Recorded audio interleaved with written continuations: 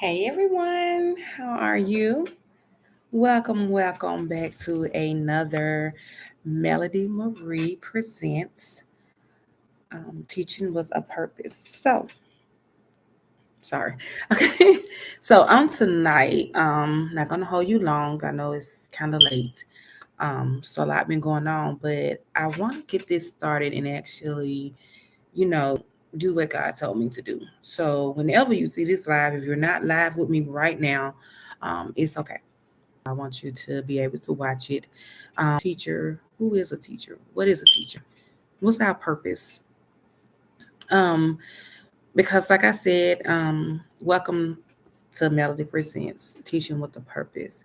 So I want you guys to like, subscribe, and share. This does not have to be just for teachers, but anybody who would like to participate and watch, you can. And also, leave me some comments. Let me know what you're thinking. Okay, let's dive into this because I don't want to hold everybody long. So first, we're going to deal with a teacher. Let's talk. But on this chat, we also going to deal with the Sunday school teachers as well. It can go hand in hand. It's just different platforms, but if you are a Sunday school teacher, you are welcome here too. This is not just for educators of school, the natural world. Okay, we're dealing with spiritual as well. Okay, competence or virtue via the practice of teaching. Okay, so you're to teach. You're teaching people something. Like tonight, I am a teacher. If you watch the introduction, then you know that I am a early Head Start teacher. So that's what I do. That's my role. But I also like I just finished teaching Bible study with my church. So which is Touch One Community Church. So I'm teaching Bible study with them. So now that I'm here, okay. So now let's talk about the teacher of the Bible. One with a preaching and teaching ministry focusing on communicating biblical truths through teaching and training to see transformation. Same thing when you're teaching young people, adults, whoever it is that you're teaching, you're trying to teach them a skill so that they can learn something new. You, when you're being taught, that means that you want them to um, demonstrate the things that you have taught them to help them move on in life, to help them in this world. So that's why we are teachers. I am a younger person teacher. I teach 2-year-olds turning 3. So I'm teaching them different skills to get them set up with life. So I want to stop for a minute and I want to talk about the purpose because I said this is teaching with a purpose. So, what does purpose mean? The reason for which something is done or for which something exists. So that is your purpose. You want to teach the people something on how to do something, how to get somewhere, give somebody better understanding. It's a skill set. It's skills that we're teaching. So you really want to be able to do that. And in order to do that, somebody has to break it down. So when you're teaching, you also different people. You're a people watcher. You are let me tell y'all. When you teach as a teacher, you have to know learning styles, and we'll get into what learning styles are in just a second. But you have to get into learning styles. Basically, you just want to know, how does this person learn? Does this person learn like this? Everybody does not learn the exact same way. Okay, so you have to be able to reach all your students. And as a teacher, if you're teaching to one particular person and you're not trying to reach everybody, then you're not fulfilling your full job. You're not teaching with a purpose. When you're teaching with a purpose, you're making sure that you dot your I's, cross your T's. You're making sure that you try your best to reach everybody on their level. You have to teach everybody on to see. No, somebody needs you to sing it. Somebody needs you to show them. Somebody may need you to break it down. Everybody not gonna get like me just standing here. A, B, C, D, E, F, G. 1 + 1 is 2. Susie may catch on and can repeat it back to you, but Johnny may be having issues. So when you teach them with a purpose, you got to break it down. You got to have flashcards, sing it. There are certain things you have to do. So that's all in being a teacher. Now, some of the other characteristics of being a teacher, y'all, and this is just so for real. You have to play doctor. You got to be the the referee. Like, listen, I love what I do. To me, being a teacher is one of the greatest career goals that you can have, because so many people, you need teachers. How else are you going to learn? A robot can't teach you nothing. You need teachers. Let's look at this. What is a description of a teacher? So, teachers lead classroom at public, private, church, whatever, to guide their students and help them understand academic information. If you're teaching at church, then you're teaching them Bible God's way. You're teaching them God's law. Okay. They write curriculums, create worksheets, give lectures, and guide students throughout interactive lessons using different teaching styles and to reinforce essential information. So here's the thing. Like now I'm teaching what it means to teach with a purpose. This is just to help us grow and to learn. There are some things that some people may can pick up like that, and then there are other people who need you to sit down. Some people may need one-on-one. Some one-on-one, or somebody may need for you to, like, you can just stand up there and talk and they get it. Some people don't have to study. Some people can just hit a lesson one time. That's it. I'm good. I got it. You don't need to keep you don't have to keep talking to me about it. Me, no, I am a hands-on learner. There are some now. Sometimes your style can change up. Like if I'm hearing you lecture about something, like when I go to trainings and conferences and stuff like that, then there's out there. Sometimes there are handouts. Sometimes people get handouts. Sometimes they don't. Sometimes they just got a screen up. But even with that, I would take pictures so I can remember, to help me remember and things like that. So, but when you're an adult, you have to know your learning styles and what it is good for you. But when you're kids, they're developing. They don't really know. They don't know that they don't know their type of learning style yet.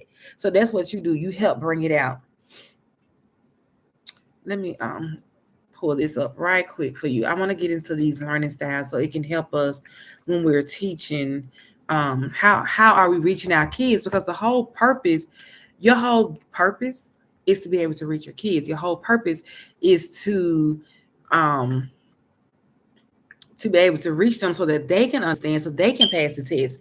That's like with life. If you don't understand what God's word say, how are you going to pass the test when it comes? How are you going to be able to do anything?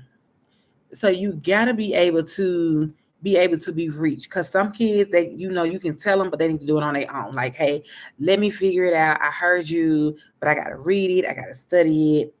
Sometimes people may have to read it more than one time, and it's okay. Okay. So there are 4 prominent learning styles: visual, auditory, read or write, and kinesthetic. Okay. So when you're being a teacher, you listen. So in my classroom, because I deal with early Head Start, I'm on everybody level. Okay. It's not like I'm teaching in a big classroom full of people. However, when I was teaching a classroom full of 20 kids, that's what we call small group, because I'm in one class setting and do it. So that's you create small groups. You get people who learning styles are like on the same, and you put them together so that they can be able to learn off each other. And then you can teach that group. You know what I'm saying? So I'll excuse me, my glasses is broke, so they keep falling. So that's one of the things that you want to know, so that way you can know, because when you understand how somebody can teach, how somebody learns, then it's better for you to be able to learn to them. Let's get at the visual learning. Visual learning. They have displays, informations are especially useful. Tools you, because they got to see it. And see, I can be that type. I kind of think I kind of adapt in a little bit of see it. Then that's a form of my hands-on. Like I can learn it better that way. You cannot there. You get you screw it here in A, and then no, I kind of need to see it, and then I don't need you to do it for me. I need to be hands-on. Like I gotta do it because that's the way I'ma understand it. So you want to try different things to help your person. Auditory learners. Auditory learners learn through listening. Lectures and discussion groups are important for that type of learner.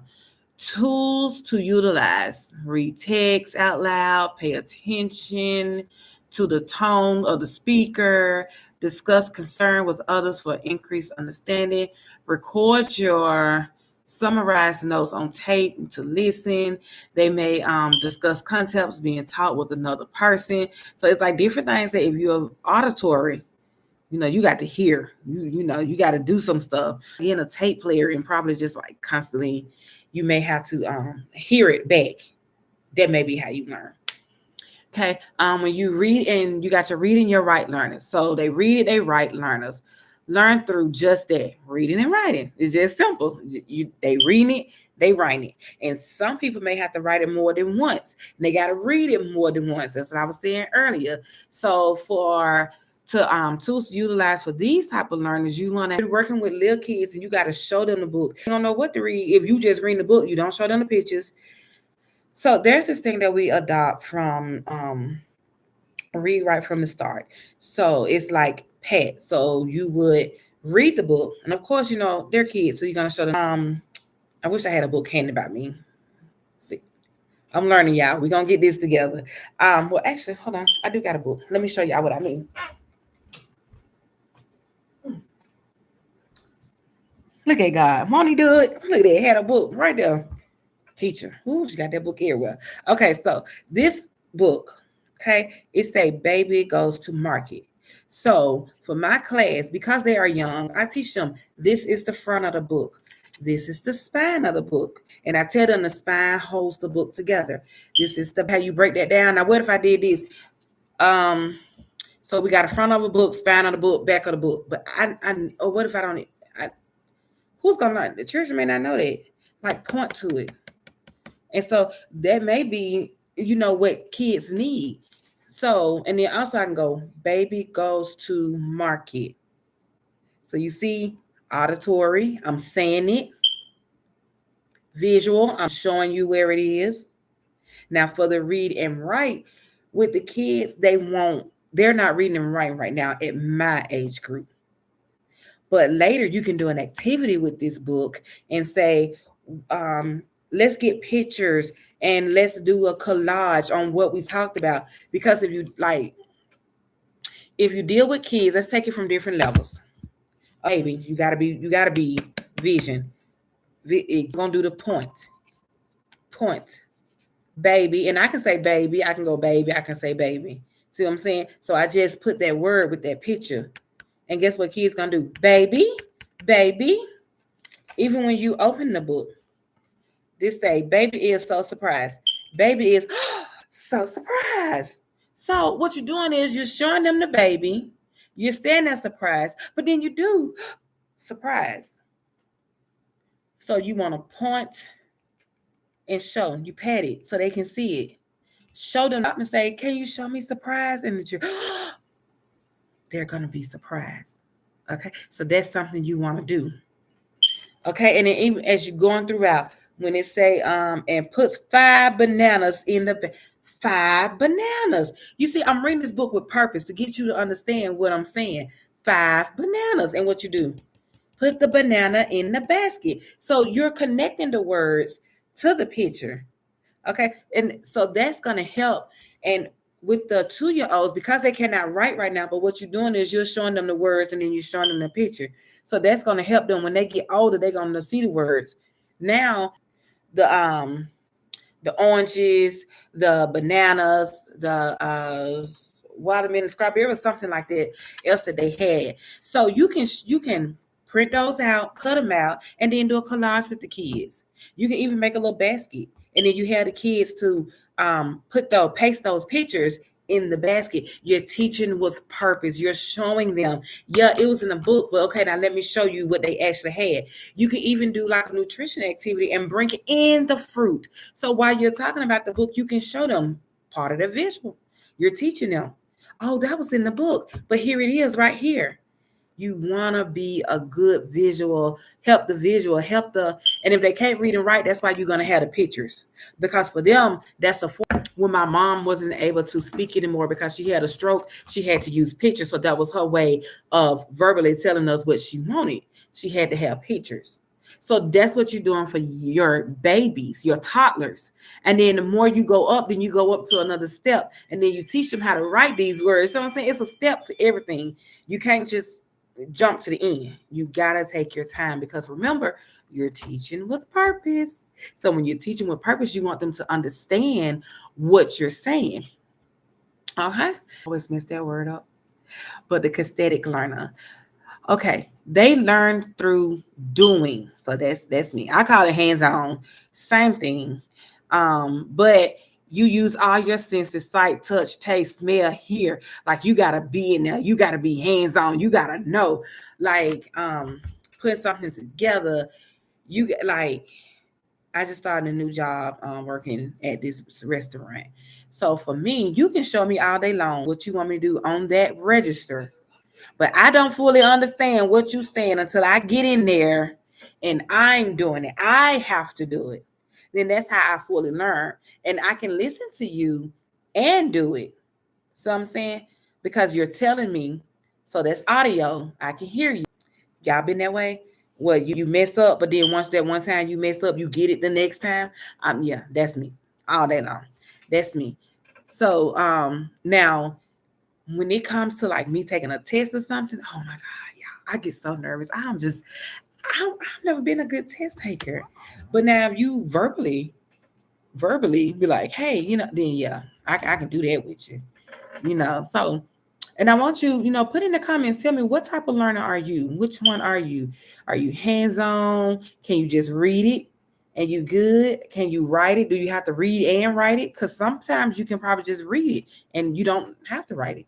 But sometimes you may have to read it and write it. I want you guys to share with me what it is that helps you. And then when you're doing that, think about this.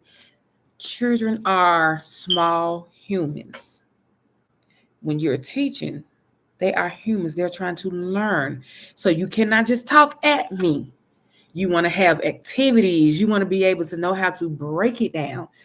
So we're going to get ready and end this. But I want you guys to remember when you teaching with a purpose, your point is to reach every child in the room. Don't just stand up there and teach.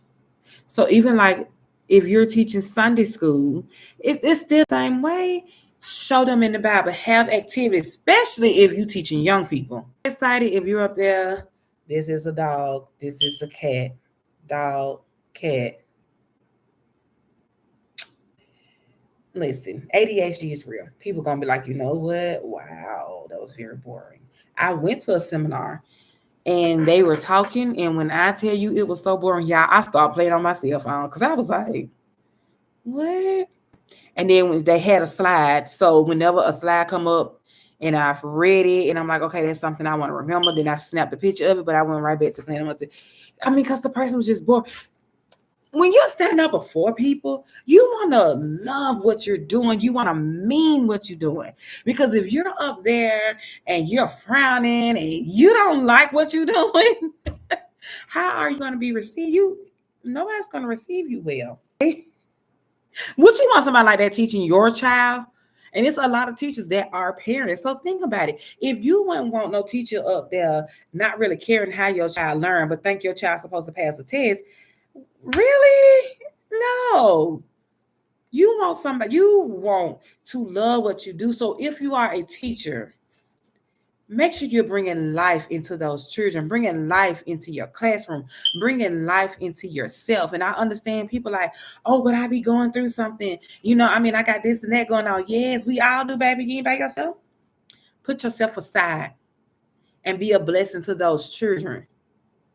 Be of help to those children. And you can say, oh, but I just teach 3rd grade, 4th grade, whatever grade I teach. How am I supposed to be a blessing to them? Because you're reaching them, you're teaching them something.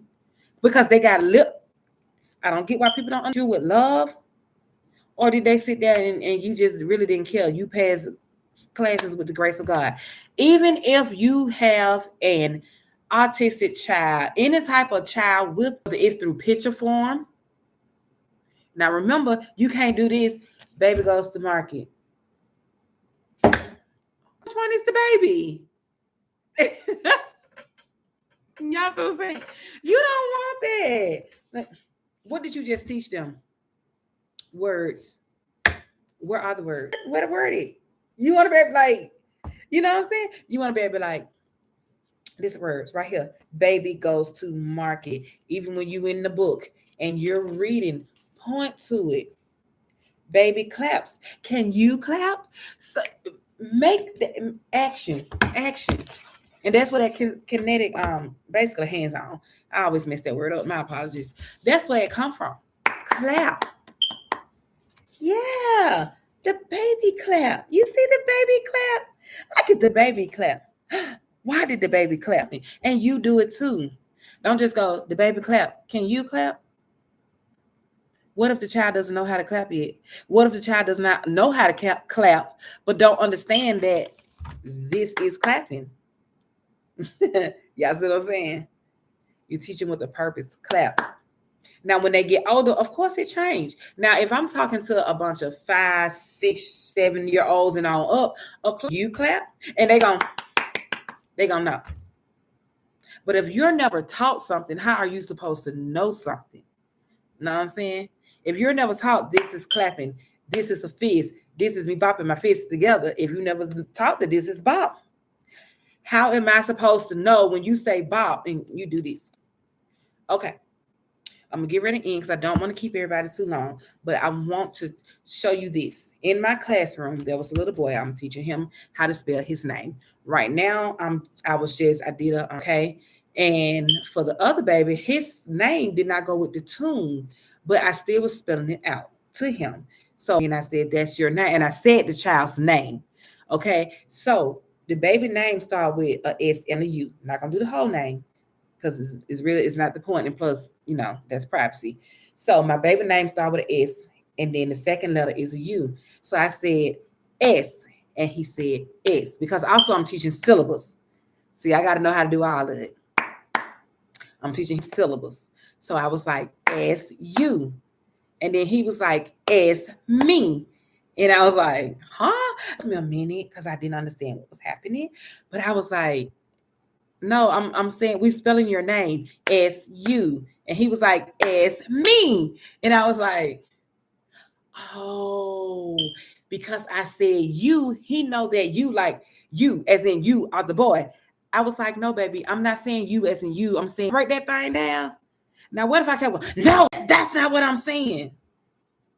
What was he gonna learn? No, the baby didn't know. And you cannot snap at children when they don't know what you're saying. If they have not learned it, why? And even if they have learned it, why are you snapping on them? You can get children to shut down. So teaching means understanding where a child is coming from, learning that and S, and then I'm saying you as in you, Y-O-U. I had to say, oh no, baby. I said, look, S and the letter is you. The letter U, like the alphabet. Not you as in you, but you as in the alphabet. He's 2, soon to be 3. But why would I snap on him when he didn't even know what I meant? You can't do that. You have to take your time. It is not easy always to have a patience. Those children will test you. For example, I asked the baby, I said, hey, baby, come on, sit down. Come on, baby, sit down. Baby, go sit down. Hey, come on. And normally in the past, I go, I said sit down. And the child jumps. That's not what you want. So, and I'm not this just gonna be truth and all the truth. Now, when I feel myself, the child has pushed me, because you got to know your buttons. And we're going to continue this conversation. I see we into 27 minutes. And I don't want to keep it too long. But we're going to, because I don't want to lose your interest and your focus. So when the child, baby, you're not using your listening ears. Meme asks you to sit down. May I want you to take your bottom and sit it down. Okay? So you got to be able to have self-control. You cannot lose control when you are teaching anybody because you're there to teach them, not teaching with a purpose. That is not teaching with a purpose. Because guess what? You're teaching that child. I said, and you will say it when they're playing. Oh, those children. And the parents, the parents on here looking, same for you. It will come out. It's going to come out. Children mimic what they see. So be careful with the words you use and the actions you use because you're teaching them how to understand everything that was going on. Thank you so much. And disclaimer: if you heard the smoke detective, it just happened. The people got to come out and put a new battery in. I do know it's happening, but also I do know I just got to wait until it can get done. So apologize about the smoke detective going on, but that's okay. I hope you guys were able to understand, to hear me clearly. Please take all mistakes with love. This is my second time going live, but I am enjoying it because I love what I do, guys. I love it so much. It will get better as time go on. And hopefully I have more people that'll be on live with me. But for those of you that are watching, how you feel about teaching and what roles do you play or some of the things that you are learning? Okay, don't be shy. Come on. And I'm going to read them. Trust me, I'm going to read them. But right now, let's close out in prayer. Dear Heavenly Father, God, Lord, we just thank you so much for this night. We thank you for all these teachers that are getting up, going to teach your children, whether it's during the week or on Sunday mornings or whenever it is that they teach. God, I just ask you to bless them. Give us the strength, Lord, to do what it is you have called us to do, and that is to give knowledge and wisdom and the encouragement to be able to learn new skills, develop new skills. Because if we have to have teachers here so that we can be able to become who we are supposed to become in this world and in you. So, Lord, I thank you and I praise you and I ask you to bless the people that have been watching, bless those that are of blessing to me. And I just want to thank you in all things. In Jesus' name, I do pray. Amen. Listen, I love you so much with the love of God. And I hope you come back and see me. And I hope you join my live. I will be live again probably on Sunday because I do have 2 jobs, y'all. So, and I'm really trying to get it to where I'm not on so late. So y'all just bear with the schedule so that you guys can join me while I'm live. Okay. But please like, subscribe, share with somebody. And I just laugh on tonight. Thank you so much. See you next time. Remember, you have purpose.